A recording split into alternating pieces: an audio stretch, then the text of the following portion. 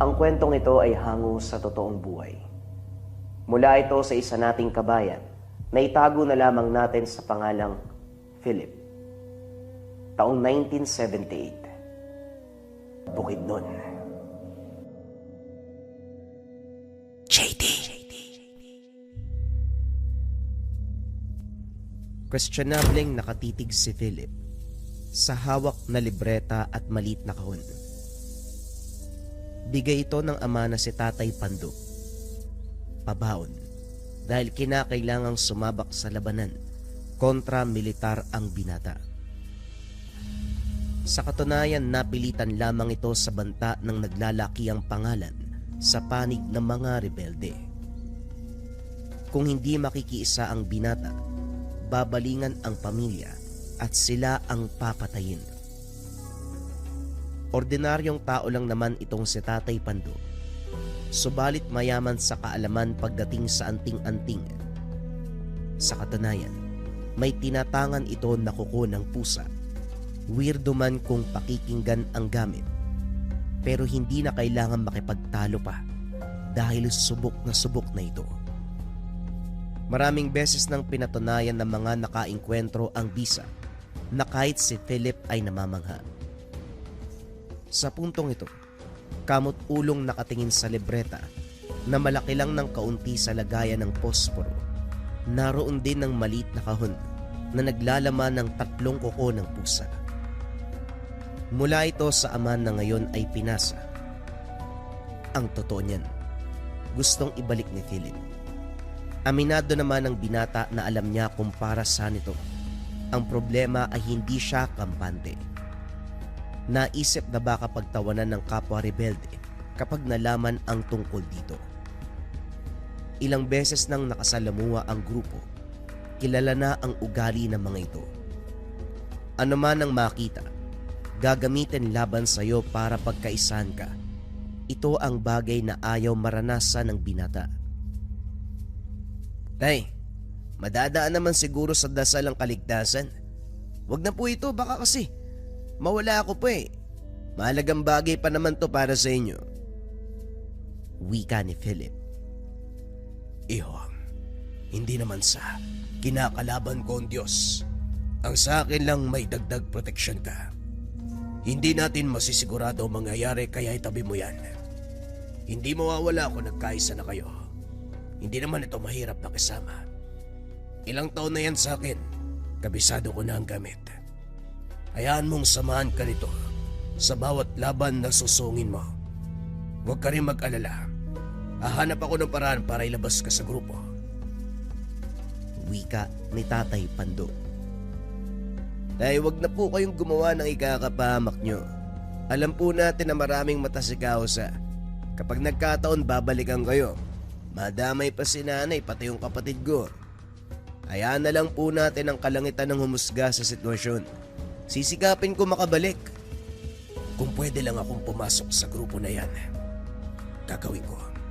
Binata ang kinakailangan nila kaya hindi na ako pwede. Anak, isa lang ang hihilingin ko sa'yo. Iba yung pag-iingat. Ihintayin ka namin ng nanay at mga kapatid mo. Huwag mong kakalimutan magdasal at magtiwala sa gamit. At lalong huwag mong gagawing katatawanan. Kilala pa naman kita. Kamot ulong napangisi si Philip. Ilang beses niya na kasing pinagtawanan ang kuko ng pusa. Maya-maya pa naganda na para sa pag-alis. Hinatid ng ama sa kabundukan. Sa paanan palang tanaw na ang tagabundok. Biktima rin ang mga ito ng kilusan. Nagsisilbing tagatid sundo ng mga bagong recruit. Ginamit para hindi mahalata ng hukbong militar. Hindi rin basta-basta nakakababa ng bundok ang mga rebelde. Si Philip lang ang lumapit sa kanila at umuwi na si Tatay Pando. Nang makaharap si Mang Antonio, mababaka sa tingin nito na naaawa sa sitwasyon. Nakakalungkot malayo sa pamilya, lalo na kung sa ganitong kapalaran ka dadalhin. Ipagdasal mo na lang pagkatapos ng unang laban, pagmukain mo na namatay ka. Alam mo na siguro ang pinupunto ko. Tumango si Philip. Ito rin naman ang paalala ng ama. Hindi na makapag-antay ang binata sa pagsabak. Habang naglalakad patungo sa kuta, hindi na iwasang dumaldal. Madali kausap si Mang Antonio dahil marunong itong makisama. Mang Antonio, bakit po pala pinili niyong maging tau-tauhan ni Kausa? Hindi po ba kayo natatakot na malaman ng militar na nagtatrabaho ka sa kanya? Baka mamaya, iba ang pagkaintindi nila sa sitwasyon mo. Kung gustuin kong umalis, pwede naman, kaso may pinangahawakan akong salita. Ang lupang ito, ang una't huling inapakan ng aking asawa. Nangako kami sa isa't isa na kung sakali mang may mauna sa amin sa kabilang buhay, hindi aalis sa lugar na ito ang naiwan. Sa lupang ito kami mamamatay, kahit hindi sabay. Kahit na araw-araw kayong pinagbabantaan ng mga rebelde. Ginagalang ko po ang pangako sa yumaon yung asawa, pero kung kaligtasan ng buhay ang pag-uusapan, mainam po siguro na lumayo na kayo. Ikaw na rin ang nagsabi na kung gugustuhin mong umalis, pwede naman. May isa pa akong rason, iho. Bagay na hindi ko pwedeng bitawan. O siya, bilisan na natin ang paglalakad. Kalupitan ang aabutin natin kapag natagalan sa daan. Hindi na lamang nagsalita si Philip. Binilisan ang lakad hanggang sa makarating ng kuta. Malayo pa lang marami nang nakabantay. Nagkalat din ang mga bitag na kapag nagkamali ka hihilahin ng lubid paitaas. Nariyan din ang nakakamatay na palaso. Mula kay Mang Antonio, ipinasa na siya sa grupo ng rebelde. Ito ang sumama sa kanya patungo sa loob. Maraming mga binata na edad 15 hanggang 20. Takot ang mababanaag sa pagmumuka ng mga ito. May iilan na nakahandusay matapos manlaban para tumakas. Marami na rin ang nakatanggap ng pasa. Kagad sinimulan ang pagpupulong. Mismong pinuno ng grupo ang nagsalita. Si Kausa. Hindi lang makita ang muka dahil sa takip. Mata at mga kamay lamang ang nasisilayan. Ganon din naman ang lahat ng kasapi. Pagkatapos ng pagpupulong, isa-isang binigyan ng alyas bilang halili sa pangalan. Isinama sa pag-abot ang balisong at armas. Pinapila para sa pagsasanay ng pamamaril. Nagpakitang gilas kagad si Philip. Sa katunayan, dating militarang tiyuhin. Ang iniwang armas nito ay kinuha niya. Tinuruan ang sarili kung paanong humawak. Wala pang hudyat, pero tumba na kaagad ang mga lata na siyang target. Nakita ito ni Kausa. Sumenya sa tauhan na dali ng binata sa opisina. Anong alam mo sa pamamaril? Kung umawak ka parang ilang taon ang nakikipagsapalaran sa tigmaan. Anong kwento ng buhay mo, binata? Lihim na napangiti si Philip. Ito ang inasahan niya sa pagpunta. Pagkatiwalaan siya para makakuha ng impormasyon na siyang makakasira sa grupo. Dating militar ang siyuin ko. Nag-uwi ng baril. Lihim kong pinuslit para paglaruan. Huwag kayo mag-alala. Patay na ho ang siyuin ko. Kaya wala na akong koneksyon sa militar. Kung nais niyong makita ang armas bilang patunay sa aking salita, bisitahin niyo na lang po si tatay sa bahay. Gusto ko ang pagiging prangka mo pero hindi yan magagamit sa lahat ng oras. Bata, kapag ako ang kausap mo, huwag masyadong mayabang. Baka mamaya hindi ko magustuhan. Putulin ko ang dila mo. Patawad ho. Hindi ko po sinasadya. Magpakitang gilas ka ngayon. Makikita mo ba sila? Malayo ang kinalalagyan pero siguraduhin mong aabot ang bala. Itumba mo lahat. Nagulat si Philip nang biglang hagisan ng armas. Tinuro ni Kausa ang grupo ng tauhan na nagbabantay sa bukana. Nagtitipon ang mga ito para sa tanghalian. 7 lahat ng bilang nila. Seryosong seryoso ang pinuno. Nakaramdam ng takot ang binata dahil tinutukan na rin siya ng baril sa ulo. Nanginginig na tinuon ang armas sa pwesto ng mga tauhan. Mahabang katahimikan ang sumunod. Ilang beses napabuntong hininga. panay lunok, panay sulyap sa baril na nakatutok sa ulo. Labag sa kalooban ng binata kaya naman sinubukan makipag-usap sa pinuno. Binaliktad ito. Gumante ng tutok. Huwag na po nating bawasan ang bilang ng mga tauhan nyo. Nagdagdag nga ho kayo para madagdagan, hindi ba? Kung gusto nyong makita ang pagbaril ko, gawin natin sa gubat. Ibuhos ang bala sa mga ligaw na hayop. Binaba ni Kausa ang baril. Sumunod ang binata. Ginulat ng sampalin bigla. Marunong ka rin pala mag-isip. Yan ang hinahanap ko. O siya, dalhin mong baril na yan sa labas. Magpasama ka kay Antonio. Manghuli ng ligaw na hayop at dalhin mo rito para gawing pagkain. Nakampante si Philip kahit nasampal. Nagmamadaling hinanap si Mang Antonio at sinabi ang pinapagawa ng pinuno. Walang reklamo ang matanda at kagad sumunod. Naglakbay sa pinakamasukal na bahagi kung saan madalas dumaraan ang mga ligaw na hayop. Tahimik na nanonood si Mang Antonio, samantalang pumwesto na ang binata upang lumitaw ang baboy ramo nang umatngat ng iba pang hayop. Nang masiguro ang pagtutok ng baril, walang pagdadalawang isip na pinihit ang gatilyo. Sapul sa ulo, tumba ang hayop. Ngiti-ngiti ang binata. Nagmamadali sa pagtayo pero bago makalapit, pinigilan siya ni Mang Antonio. Hindi ba may tinatangan ka riyan? Imposibleng madaling mapatayan. Tignan mo ang hayop na katiyaya. Baboy ramo ang itsura. Pero sa tingin mo, hayop ba talaga yan? Tanong ng matanda na nagpagulo kay Philip. Kinapa ang sarili habang nakatingin sa gawin ng tinumbang hayop. Nang mahawakan ang maliit na kahong pinaglagyan ng kuko ng pusa, dito naunawaan ang katanungan ni Mang Antonio. Nahihiyang ilabas ang gamit, napansin ang pinapahiwatig. Kung ganun, hindi po hayop yan. Aswang po ba o elemento? Bago natapos ng binata ang sasabihin, bumangon ang baboy ramo. Sa puntong ito pinakita ang tunay na wangis. Nanlilisik ang mga mata. Naglalabasan ang matutulis na ngipin. Nakakakilabot ang presensya. Walang pasabing sumugod. Alisto si Philip. Tinutok ang baril pero lumusot lang ito sa katawan ng halimaw. Natataranta dahil malapit na sa kinalalagyan. Nang tatakbo na sana, napasulyap kay Mang Antonio na tinanggal ang piring sa kaliwang mata. Sa simpleng kilos na ito, kusang umatras ang nilalang.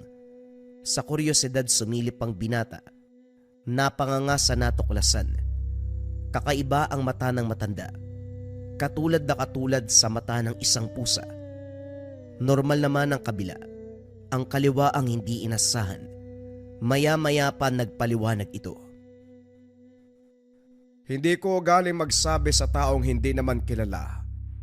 Pero dahil parehong nagbula sa pusa ang tanga natin, pagbibigyan kita. Bata pa lang ako nang madakip na mga tulisan. Dahil hindi mapakinabangan, walang perang makuha sa mga magulang ko. Basta akong tinapon, napadpad sa pamilya na hindi kilala ang awa. Araw-araw akong sinasaktan, ginugulpe. Naglayas ako sa bahay na yon hanggang sa nakatagpo ng antingero. May alaga itong engkanto na ginaya ang wangis ng pusa. Medyo mahirap kasundo ang matanda dahil sa ugali. Walang pinagkaiba sa unang pamilyang pinasukan. Pinagmamalupitan ako. Pinuruhan sa mata.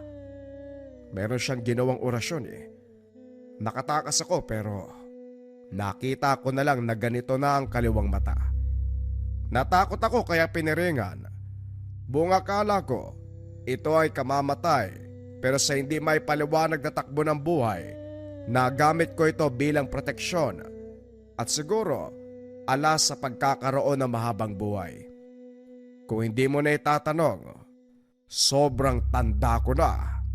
Nakanganga ang bibig ni Philip habang nagbabahagi ang matanda. Hindi lang yun, isinalaysay ang kakayahan ng mata. Tinawag itong mata ng pusa. Wala namang pinagkaiba sa aktwal na pusa ang bisa. Malikse ang kilos. Matalas ang paningin. Pang-amoy pagdating sa kalaban. Hindi rin basta-basta nalalapitan ng mga elemento, bagkus kinakatakutan pa. Dumako ang tingin ni Philip sa hawak na kahon. Binuksan ito at inilahad ang mga kuko ng pusa. Inilabas na rin ang libreta at sa unang pagkakataon, nasilip ang nilalaman. Kamot ulong sinuri ng tingin ang mga letra na kung hindi baliktad, isa lang ang nakasulat sa pahina. Natatawa si Mang Antonio nang makita ang reaksyon ng matanda.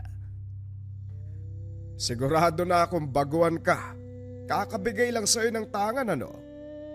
Ang may papayo ko, aralin ang libreta para matutunan mong paganahin ang gamit mo. Gumagana naman ang gamit pero iba kapag kabisado mo ang nilalaman ng libreta. Magagawa mo mga bagay na hindi mo lubos maunawaan. Talaga ho ba? Kagaya ng ano naman, mautusan ko ba tong bilugin ng ulo ni Kausa tapos kusa siyang pasukuin sa mga militar? Ay naku, pambihirang bata to. Hindi ganyan. Hindi saklaw ng mutya ng pusa ang ganyang kakayahan. Liksi, bilis, talas ng pang-amoy at paningin, karagdagang lakas sa lahat ng pakikipaglaban. Ano ba naman yan? Tignan nyo nga itong hawak-hawak ko. Yung mga nakasulat dito bali-baliktad. Hindi ko nga maintindihan, baka mabaliw pa ako kakabasa dito eh. Kung sino man na nagsulat nito parang hindi nakapag-aral.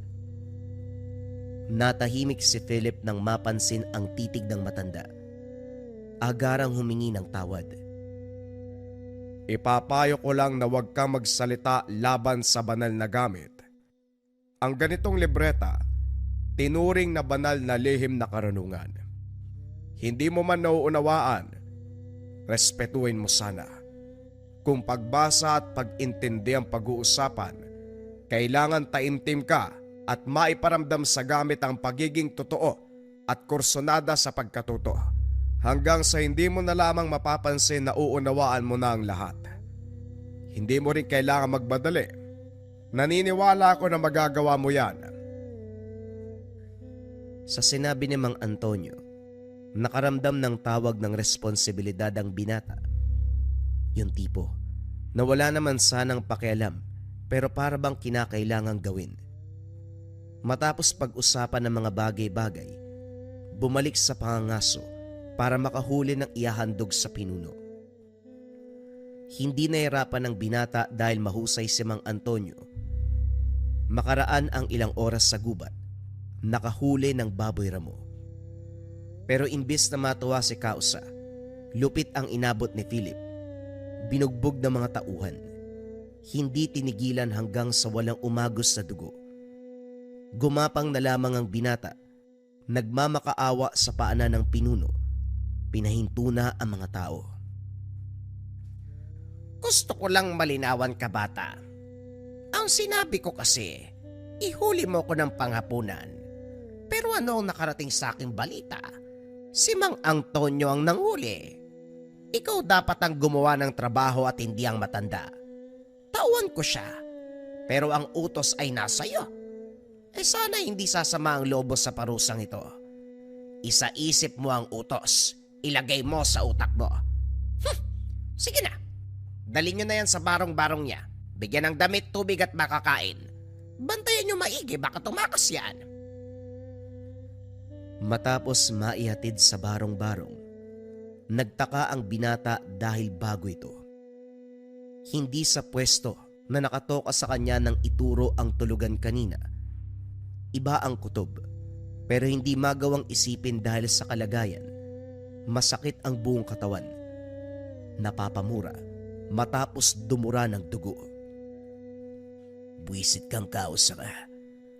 Kung alam ko lang kung paano paganahin ang mutsyang hawak ko, malamang kanina ka pa pinaglalamayan. Utos sa akin hindi kay Mang Antonio nek-nek mo. Pasalamat ka nga may inuwing pagkain sa'yo eh.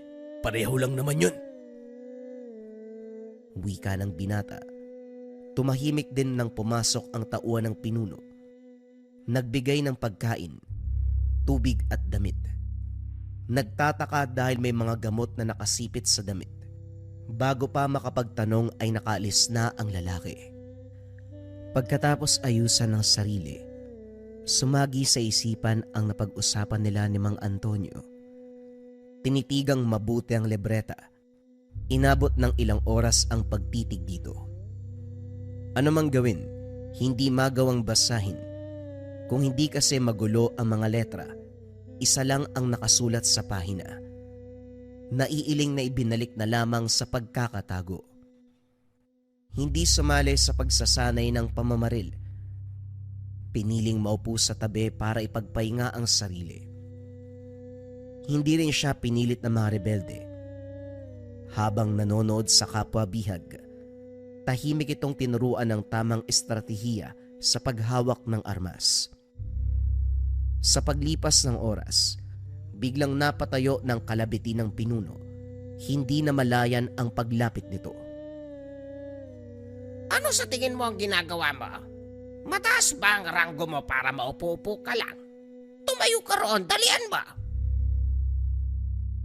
Sa tono nito, walang nagawa si Philip kung hindi sumunod. Masakit man ang katawan, sinikap makalakad at tumayo sa harapan ng hanay ng mga lata. Sa puntong ito, isa siya sa target. Sa utos ng pinuno, naganda ang mga kalalakihan para sa pagpihit ng gatilyo. Napapikit na lamang ang binata. Sunod-sunod ang pagputok. Nanginginig sa kinakatayuan. Ilang sandali pa ubos na ang mga bala.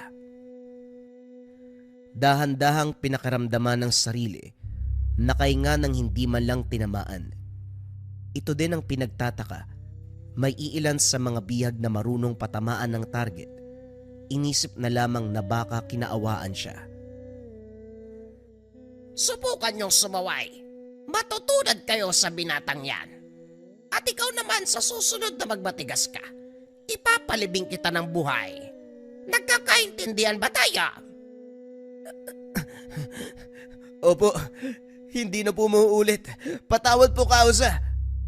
Anong kausa? Pinuno. Pinuno ang itawag mo dahil yon ang posisyon na hinahawakan ko. Hindi dahil hinangaan kita, lalaki na ang ulo mo. Pwede kitang patayin ngayon din, gusto mo ba? Umayos ka. Kumukulo ang dugo ko sa'yo. Tumango na lamang si Philip. Magsasalita pa sana subalit kinaladkad pabalik ng barong-barong. Walang lugar ang pasaway rito, iho. Akala ko ba alam mo na ang bagay na yon bago ka pa pumasok sa kuta na ito? Bawas-bawasan mo ang pagiging kampante. Hindi na ito ang tahanan kung saan ka lumaki. Magpahinga ka sandali. Dadaling kita sa gubat dahil may utos ang pinuno. Na naman, hindi ba niya nakikita ang kalagayan ko? Bugbog sarado na nga, utusan pa. Hanggat buhay ka, kikilos ka. Yan ang kalakaran dito. Sikaw sa ang batas. Tagasunod lamang tayo. Dalian mo na lang para hindi na madagdagan ng parusa. Kapag nakita niya na nandito pa tayo, panibagong pasauli ang matatanggap mo. Napabuntong hininga si Philip. Aminadong pahirapan, subalit inasahan na ang ganitong kaganapan. Habang naglalatag ng bitag, hindi maiwasan ng binata na sulyapan si Mang Antonio. Ngayon pa lang ay marami ng katanungan. Nais malaman ang pagkatao ng matanda, lalo na sa parte kung paanong ginamit sa aktwal na laban ang kakayahan. Nahihiwagaan sa pagkakaroon ng mata kagaya ng sa pusa. Matapos ang lahat, naghintay na lamang sa pwesto. Dito na rin nagsimulang magtanong. Manong, pakitaan niyo nga ako ng kakayahan. Sa totoo lang parang gusto ko na magkaroon ng mata ng kagaya ng sayo. Ang angas mo kasi. Alam po ba ng iba na ganyan ang mata niyo? Sa katunayan, ikaw lang ang nakakaalam. Hindi naman kailangan ipagsabi kahit kanino ang ganitong klase ng biyaya. malalaman ng kalaban kapag nagkataon. Dapat protektahan mo ang mga sekreto mo. Tugon ng matanda na sinunda ng pagtawa. Nagkaroon na po ba kayo ng laban? Yung kontra ibang nilalang? Aswang, maligno, engkanto, at kung ano pang elemento. Meron po ba? Ano nangyari? May iilan na rin. Aswang ang karamihan. Ang mga engkanto at ibang elemento madali silang pakiusapan. Ipapakita ko lang ang mata ko atras ng mga yan Pero kung aswang, karamihan sa kanila matigas sa bato Yung iba nakukuha sa usapan pero mas maraming hindi. Nagkakaroon ng pisikal na labanan, syempre kasama na rin ang orasyon. Anong nilalang po ba yung pinakamahirap kalabanin? Lumawak ang ngiti ng matanda. Sinunda ng buntong hininga at katahimikan. Matyagang nag-intay si Philip hanggang sa nagsimula itong magkwento. Hinding-hindi ko makakalimutan ang nilalang na pumatay sa aking asawa. Ang tawag doon ay sapi-sapi, isang uri ng engkanto na kayang gayahin ng itsura ng sinuman. Nagagawang linlangin ng tao, pagmukaing masama para pag-isipan. Mamamalayan mo na lang, pinatay mo na ang tao na akala mo'y kalaban. Hanggang ngayon, inaantay ko pa ang pagbabalik ng nilalang na yan. Napabuntong hininga si Philip. Nakaramdam ng takot habang naglalaro sa isipan ang kaganapan sa kwento ng matanda. Hindi makapaniwala na sa mundong ito, maraming elemento na nagagawa ang mga ganitong bagay. Naudlot ang usapan ng may umatungal. Naganda ang dalawa. Maya-maya pa pasuray-suray na militar ang lumitaw. Nagkatinginan si Philip at Mang Antonio. Iba ang ingay nito kumpara sa normal na tao. Sa militar nang gagaling ang tunog. Isang orasyon ang pinakawala ng matanda. Maya-maya pa, malinaw pa sa sikat ng araw ang nasaksihan. Itutok mo lang ang armas. Huwag mong aalisin ang mata sa sundalo. Ako nang bahala sa ibang gagawin. Teko lang bakit parang may mali yata sa kanya? Normal lang po ba yan? Matapos ang tanong, napakapa sa bulsang kinalalagyan ng gamit. Dito napagtanto kung ano ang ibig sabihin. Si Philip na rin ang sumagot ng sariling tanong. Kinakabahan man, maigi ang pagtutok ng baril sa sundalo. Sa kabilang banda, kalmado ang paglapit ni Mang Antonio. Inihipan ng 3 beses ang gawin ng sundalo. Hindi naglaon ay humarap ito sa kanya. Napangiti ang matanda. Isa pang ihip ng dasal. Burado ang panlilinlang nito. Huwag ka na magpanggap. Nakikita ko ang tunay mong itsura. Lahi mo matagal ko nang inaantay. Nasaan yung may peklat sa mukha? Nais ko siyang makausap. Inasahan ng matanda na hindi ito sasagot. Hindi nakakapagsalita ang sapi-sapi. Sumugod dito taglay ang kakayahan ng isang sundalo. Lakas at husay sa pamamaril. Mano-mano din ang naging laban. Kamao sa kamao. Hindi natrasan ni Mang Antonio nang mapagtanto nito na daig sa pisikal na lakas. Kinargahan ng bala ang baril at walang tigil sa pagpapaputok. Nanlaki ang mga mata ni Philip. Ilang bala na ang tumama sa katawan ni Mang Antonio pero hindi man lang ito dumaing. Nanatiling nakatayo sa harapan ng nilalang. Sinalo ang bawat bala. Nang makabuelo si Mang Antonio, isang saksak ng balisong, tumba ang kalaban. Kitang-kita mismo ni Philip ang paglabas ng animoy kaluluwa mula sa katawan ng sundalo. Kagad itong naglaho sa hangin. Pero si Mang Antonio, nagmamadali sa pagsugod. Sumunod na rin ang binata. Maya-maya pa hindi makapaniwala sa nasaksiyan. Ang malakaluluwang imahe ay nagkaroon ng sariling katawan. Kumbaga, anino na sobrang itim. Taglay ang hugis ng tao at hindi lang yun. Sobrang bilis ng kilos nito. Nang mapalingon sa gawin ni Mang Antonio, kumaripas ng takbo. Pagdating sa unahan umakyat sa puno, lumambitin sa mga sanga hanggang sa naglaho. Manong, ano pong klase ng nilalang yun? Grabe sumapi sa sundalo nagkaroon ng katawan Tapos nakakaakyat na ng puno. Anong pangalan nun? Ito nga yung sinabi kong sapi-sapi. Ngayon malinaw na sa iyong imahe ng nilalang. Yun ang pinakamahirap talunin para sa akin. Masyadong mabilis. Hindi naaabutan kahit tabulin. Nakita mo naman, hindi ba? Ano po ba yun? Engkanto? Aswang? Anong klase ng elemento yun? Engkanto na pinaniniwala ang nagmula sa Biringan.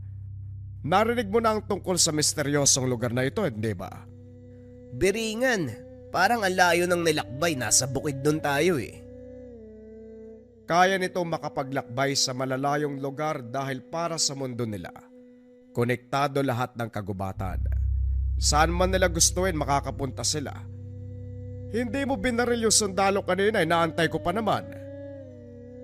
Kasi baka matamaan kayo. Nag-iingat lang ho. Mano nga pala, kinausap mo yun. Hinanap mo ang sapi-sapi na may peklat sa muka. Yun po ba ang pumaslang sa asawa nyo? Oo. Hindi ko makakalimutan ang sandali na nagkaharap kami. Sakto lang na tinamaan ko sa muka. Tapos nakatakas na. Swerte nga napatamaan ko Ang tanong, babalik pa po ba yun? Mamaya nag-aantay kayo sa wala Walang masama kung hahawakan mo ang sariling paniniwala. Balang araw, makakaharap ko muli ang engkantong yon. Kapag nangyari, bibigyan ko ng hustisya ang kamatayan ng aking asawa. Napabuntong hininga si Philip. Maya-maya pa bumalik na ang dalawa sa trabaho. Pasan-pasan ang nahuling baboy ramo at ligaw na mga manok.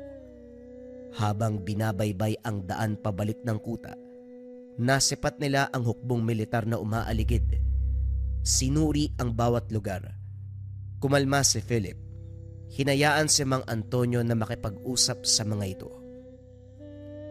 Sa kabutiang palad wala ito masyadong tanong. Sa tahanan muna ni Mang Antonio tumuloy upang hindi pa ginalaan. Kaso nga lang, hindi nakaligtas si Philip sa titig ng sundalo. Lumapit ito at nagtanong. Iyo, ilang taon ka na? Alokin sana kita. Agaw pansin ang hubog at ugali mo. Pwede kitang ipasok sa militar kung gusto mo. Pag-aaralin pa kita. Natulala si Philip sa alok ng sundalo. Buong buhay niya. Minsan ang pinangarap ang maging militar. Matutuwa na sana kaso biglang nagbago ang isipan. Pasensya na ho kayo, sir. Gusto ko mamuhay ng tahimik. Hindi po madali ang trabaho ng isang sundalo. Sa sabak sa gera, bawat laban buhay ang nakataya. Mas pipiliin kong manatili sa tabi ni tatay. Bahala na kung walang makain sa araw-araw basta malayo sa kaguluhan. Sumingit naman si Mang Antonio para maging kapanipaniwala. Sir, kahit ako man po, ayaw sa alok nyo. Bata pa ang anak ko. Ayoko maranasan niya mga bagay na kinaharap ninyo. Isang karangalan ang manilbihan sa bayan. Subalit hindi lahat ng mamamayan nakalaan para maging bayani. Pasensya na po talaga kayo. Walang problema, nauunawaan ko kayo. Nga pala, mauna na kami. Kung sakali man na may malaman kayong kuta ng kalaban, huwag kayo magdadalawang isip na magtungo ng bayan. Sabihin nyo sa otoridad, magkaisa po tayo para ipaglaban ng ating bayan. Ngumiti na lang ang dalawa habang hinahatid ng tanaw ang grupo. Matapos ang engkwentrong yun, pinalipas ang ilang oras bago bumalik ng kuta. Katulad ng inasahan, hindi pinalampas ni Kausa. Pinabugbog sila sa kabila ng pagdadailan na nakasalamuha ang mga sundalo. Sa nangyari, ito ang nag-udyok kay Philip na sikaping aralin ang libreta paganahin ang tanga na mutya. Magmula ng araw na yon naglalaan na ng oras tuwing gabi. Hindi naging madali. Sumasakit ang ulo habang pilit inunawa ang mga sulat. Nang makita muli ni Mang Antonio, nagtanong ng paraan, lalong naguluhan ng abutan siya ng salamin. Hindi nakapag-usisa dahil maraming nagbabantay sa bawat kilos. Buntong hiningang nakatitig sa sariling refleksyon. Kanina pa nakatingin sa salamin. Maya-maya pa nagkaroon ng ideya. Binuklat ang libreta at hinanap sa salamin. Hindi makapaniwala nang luminaw ang mga salita. Dire-diretso ang pagbasa ng hindi nasasamid ang dila. Tuwang-tuwa habang sinasaulo ang bawat pahina. Ito ang sitwasyon ng binata sa loob ng halos isang buwan. Sa umaga, sa oras ng pagsasanay kasama ang kapwa bihag at mga rebelde, isinisingit ang pagpapagana ng orasyon. Lihim na napangiti matapos ang ilang subok. Unti-unting natuto hanggang sa sumapit ang araw na isasabak sa aktwal na digmaan kontra militar. Nakita ng tauhan ko ang pinagkukutaan ng maliit na grupo ng sundalo. Hindi lalagpas sa 20 bilang, kaya sigurado ko mauunahan natin sila. Baguhan lang kayo, pero buwan din ang pagsasanay. Magpakitang gilas kayo. Ipakita nyo sa akin ang natutunan dito sa kuta. Huwag nyo kong bigyan ng pagkatalo kung ayaw nyo kayo ang patayin ko. Nagkakaintindihan ba tayo? Matapos makapaganda, maingat na pumuslit pasulong. Nagawang palibutan ang barong-barong ng mga militar. Natutulog ang karamihan. Ang iilan ay nagbabantay. Sa kabila ng pagbabantay, hindi pa rin namalayan ang galaw ng mga kalaban. Maya-maya pa sumenyas ang tumatayong leader nila Philip. Pagbilang nito, humudyat para sa pagpapaputok. Kanya-kanya sa pagpiit ng gatilyo, subalit iba ang plano ni Philip. Inuna sa pagtumba ang lider ng rebelde, sinayang ang bala sa pagpapaputok sa hangin. Siniguradong walang sundalo na matatamaan. Sinasagi ang mga kasamahan upang sa ibang direksyon lumipad ang bala. Nang mapuruhan ang karamihan sa mga sundalo, sinubukan ng binata ang orasyon. Sa kabutiang palad ay gumana rin. Pansamantalang nawala sa wisyo ang mga kasamahan. Dito nakatakas ang natitirang sundalo. Tama lang na nakaalis. Natauhan ang mga rebelde. Kinarga pabalik ng kuta ang katawan ng nasawing militar. Nagsisilbing patunay para hindi magalit ang pinuno. Natuwa ito dahil lampas 10 ang naitumba. Pinagpahinga ang mga tauhan maliban kay Philip. Walang pasabi na sinampal-sampal. May nakapagsabi sa akin na ikaw ang bumaril kay alias Tutong. Hindi ko alam kung sinadya ba o aksidente. Alin man ang totoo, pinatay mo ang pinagkakatiwalaan kong tauhan. Pagbabayaran mo yon. Siguraduhin nyo maghihirap ang inutil na ito. Huwag pakainin, sa labas patulugin, bugbugin araw-araw. Maliwanag ba? Kumilos ang mga tauhan. Kinaladkad si Philip palabas at doon sinimulan ang pambubugbog. Pinagtulungan kaya nagawa ng binata. Bumaluktot at tanggapin ang kalupitan ng mga ito. Kaso ang pinagtataka, sinaksat na't lahat-lahat. Kaunting kirot at sakit lamang ang nararamdaman. Gayunpaman piniling manahimik, indahin hanggang sa matapos ang mga ito. Iniwang nakahandusay. Sakalang nakabangon ng alalayan ng isa sa mga rebelde. Ito ang nagpaabot ng damit nung gabi at muli nagbigay ng gamot. Hindi ito nagpakilala. Pagkatapos maiga sa papag na nakapwesto sa lilim ng puno, walang paalam na umalis. Dahan-dahan lang ang gamot pero nang matapos nguyain, namangha sa bisa. Pinisil ang sugat at pasa. Walang kirot. Grabe ko nasa ibang mundo ko. Isipin ko siguro na engkantong lalaking yun eh. Dahon lang pero napakabisa. Ang bilis ding umalis, hindi ko tuloy nakausap. Nasaan na kaya yun? Maya-maya pa, Sumagi sa isip ang libreta at kuko ng pusa. Pareho itong hinugot sa bulsa. Sinimulang bigkasin ang naalalang sulat. Makaraan ng oras, itinago ng masipat ang umaaligid na presensya. Pinakinggang mabuti ang kaluskos. Mabibigat ang bawat yabag na kahit sanga ay diretsyong nababali. Aalingaw-ngaw ang tunog, may biglang hihiyaw. Yung bang mababang tono na pag-angil. Tinignan ng paligid kaso nasa loob ng kuta ang mga kasama. Si Philip ang bukod tanging nasa labas. Hindi maitago ang takot, lalo na nang bumungad ang figura ng tao sa hindi kalayuan. Naglakad palapit sa kanya. Naku naman, ikaw lang pala yan, Mang Antonio. Pinapakaba niyo ako eh. Kung nandito lang kayo kanina, nako, pati kayo kukulo ang dugo sa ginawa ni Causa. Pinabugbog ako sa mga tauhan niya.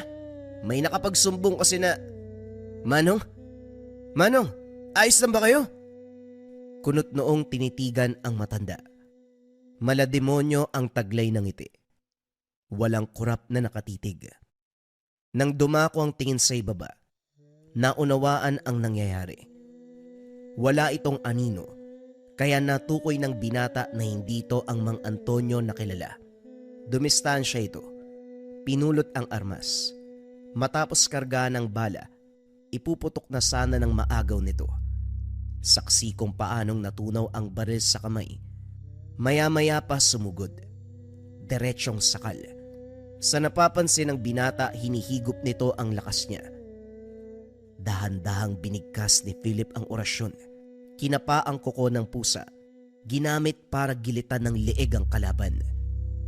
Sa kilos na ito, nagwala hanggang sa nagbago ng anyo. Isang sapi-sapi, pero malinaw na nasipat ang peklat sa muka. Namumula. Animoy nagbabagang uling. Nagmamadali siya sa pagtungo ng tahanan ni Mang Antonio upang ibalita ang kaganapan. Nakita ko, sapi-sapi na may peklat sa muka. Para nga pong bagay. Yung po bang hinahanap nyo? Ang malala po niyan, kinopya pa ang itsura ninyo. Kamuntikan na nga ho ako eh. Mabuti na lang napansin ko na wala siyang anino. Malalim na hininga ang hinugot ni Mang Antonio. Naglangit-ngit sa galit. Kumuha ng patalim at lumabas. Sumunod naman si Philip. Bumalik sa kinalalagyan ng binata kanina. Tinanggal ni Mang Antonio ang piring ng mata. Sinuri ang paligid. Ganun na lamang ang pagkadismaya dahil wala na sa lugar ang nilalang.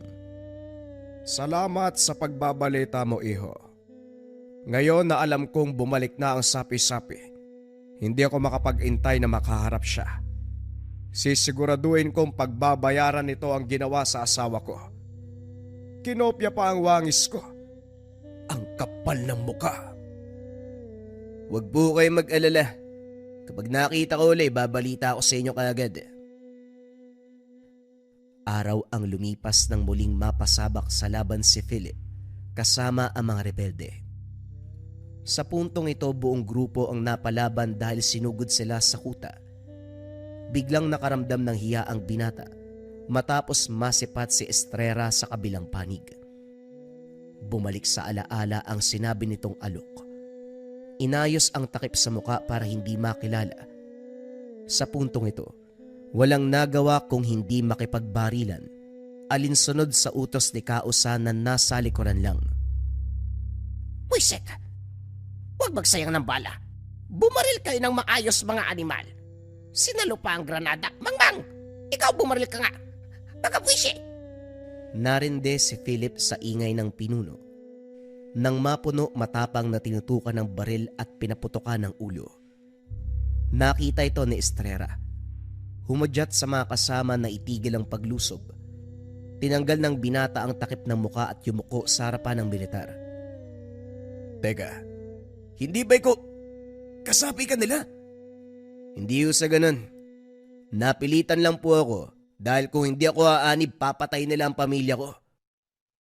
Naunawaan ko iyo. Suriin ang lugar. Dakpin ang makitang buhay. Habang inaasikaso ng grupo ang mga rebelde, Kinausap ng opisyales si Philip. Hanga ko sa katapangan mo. Hindi ka nagpadala kay Kausa.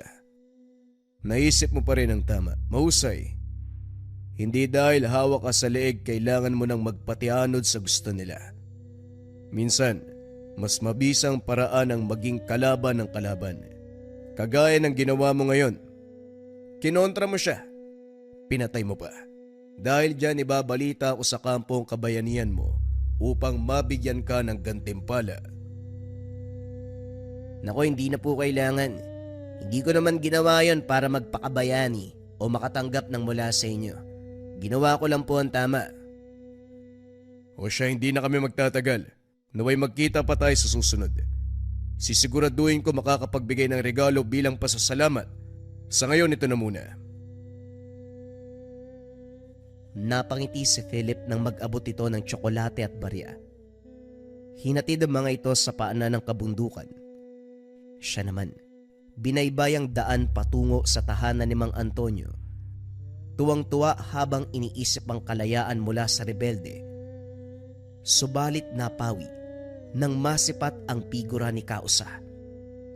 Sa kilos pa lang, may ideya na ang binata kung sino talaga ito. Walang pag-aalinlangan na lumapit at hinarap. Hindi mo ako maloloko. Alam ko kung anong uri ka ng nilalang. Nagbago ang reaksyon ng nilalang. Hindi na rin kailangan magpanggap. Bumalik sa tunay na anyo at walang pasabi na sumugod sa binata. Hindi makabuelo si Philip.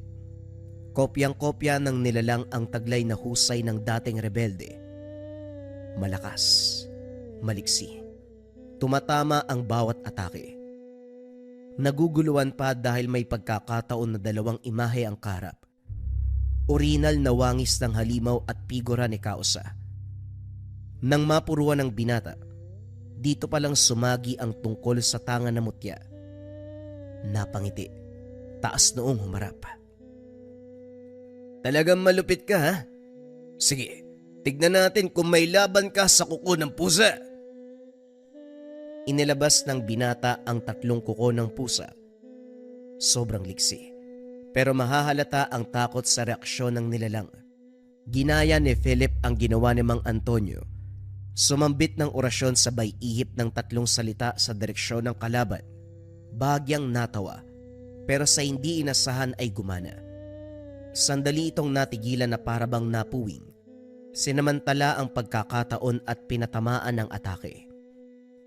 Tumagos lang dahil parabang hangin ang katawan nito. Gayon pa man hindi nakaligtas sa kuko ng pusa. Umangil ng napakalakas at nagwala. Napuruhan sa parteng tinamaan. Katulad ng nasa mukha nito, gumuhit ang nagbabagang sugat. Umalingaw-ngaw sa buong dako ang pagdaing. Hindi tinantanan, sinugod ng sinugod. Hinagupit ng hinagupit hanggang sa sugatan na ang buong katawan. Para itong nakatayong baga, hindi na rin nakalaban, panay lamang sa paghiyaw. Para kang bulate na inasinan. Hindi ko alam na sa kabila ng taglay mong kababalagan, sa kuko ng pusa ka lang pala titiklop. O yan, mangisay ka dyan. Naaliw na sana kakanood ang binata, pero nagulat nang may lumitaw. Ang buong akala ay kalaban. Nakainga nang makita si Mang Antonio. Masama ang tingin nito sa nilalang. Walang sali-salita, tahimik na isinagawa ang atake. Tinanggal ang piring ng mata. Hiniram ang kuko ng pusa at sinaksak dito. Habang dinaramdam ng nilalang ang epekto ng bisa, sinabayan ng dasal. Nanonood lamang si Philip. Hindi nag-abalang makasingit sa kaganapan. Hinayaan si Mang Antonio na gawin anuman ang gustuin. May personal itong galit sa nilalang, kaya ipapaubaya dito ang tuluyang pagpuksa. Hindi nagtagal unti-unting nasira ang katawan ng halimaw hanggang sa naging abo. Tinangay ng hangin palayo sa lugar. Hinabol pa ito ng dasal ni Mang Antonio. Sa wakas, natapos din ang ilang taon kong inaantay. babalik na yon sa mundo niya at hindi na makakaapak dito sa lupa. Ganun ho ba? Hindi po ba patay na yon? Babalik sa mundo niya, ibig sabihin, buhay pa siya? Walang nilalang mula sa ibang mundo ang namamatay sa mundo natin. Ang mangyayari lang, mapupuksa ang wangis na ginamit dito sa atin. Babalik sa mundo nila ang orihinal na itsura at doon na mabubulok. Hindi na makakalabas o makakaapak sa mundo ng mga tao. Ganun ho pala yun. Akala ko kasi literal na mamamatay. O siya, maraming salamat sa pagpapairam mo dito. Alagaan mo mabuti. Sa tingin ko humuhusay ka na. Pagbutihin mo para sa susunod na laban, mas malaki, mas kapanapanabik. Tumango si Philip. Napahugot ng hininga. Pagbalik ng tahanan, masayang ibinalita sa ama ang nangyari. Kabilang dito ang pagpaslang kay Kausa, ang pagkatuto sa libreta at paggamit ng kuko ng pusa, pagkatagpo kay Mang Antonio at pakikipaglaban sa sapi-sapi. Natuto ng lumaban ang anak ko. Ayaw mo pang tanggapin ang una. At ngayon ibabalita mo na marunong ka na. Nga pala, nahihiwagaan ako dito kay Mang Antonio. Kagaya ng pusa kamong mata. Kung ganon makapangyarihan siya. Etong sa atin kuko pa lang pero malakas na. Paano pa kaya ang gamit niya? Oo nga po eh. Kung pwede ko lang siyang dalhin dito para makilala niyo. Mamamanga talaga kayo, napakahusay niya, napakagaling. Yun na rin ang huling pagkikita nila ni Mang Antonio dahil sa muling pagpadpad ni Estrera, muli siyang nag-alok. Sa puntong ito, naisamantalay ni Philip ang pagkakataon. Matapos makakuha ng abiso sa mga magulang, lumipad sa Maynila para mag-aral. Lumuwas man sa ibang lugar, dala-dala pa rin ang kuko ng pusa na siyang lihim na pumoprotekta sa oras ng kagipitan. Paglipas sa mga taon, nagkaroon ng posisyon sa militar. Naging leader ng hukbo. Tinugis ang mga rebelde sa iba't ibang bahagi ng bansa. Nang magkaroon ng oras para balikan si Mang Antonio, puntod na lamang ang naabutan. Naging malungkot subalit buhat na rin sa katandaan. Sa kabilang banda, naging masaya ang binata dahil tinupad nito ang pangako sa yumaong asawa. Pareho silang pinanganak sa lugar at pareho din silang namatay sa mismong lugar. Ngunit ang naiwang katanungan din kay Philip, nasaan kaya ang mata ng pusa? Sino kaya ang nagmana? Sino ang pinagbigyan? O marahil naipasa na ito sa kanya nang hindi niya nalalaman? Ito ang katanungan na hindi nasagot ni Philip kailanman. Kayo ba mga kabayan, sa palagay ninyo nasaan napunta ang tangan ni Mang Antonio? Naipamana, isinama sa hukay, o napunta kay Philip?